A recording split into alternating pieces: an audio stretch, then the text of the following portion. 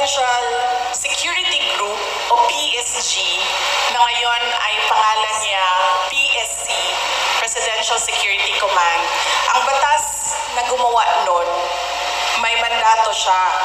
Ang mandate niya is the protection of the President and his family, protection of the Vice President and his family. At meron pang iba.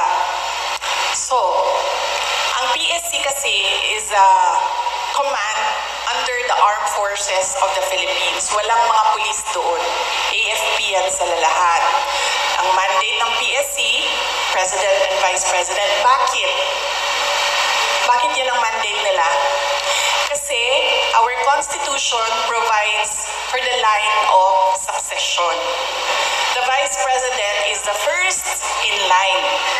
So ibig sabihin, the state is required, is mandated by the Constitution and by laws to protect the Vice President. Kasi pag nawala ang presidente, siya yung susunod. Kaya pinoprotektahan din siya. Kasi siya yung reserve. Kasi pag hindi mo pinoprotektahan ng reserve mo, wala ka ng reserve. Ang gagawin yan, pipili sila doon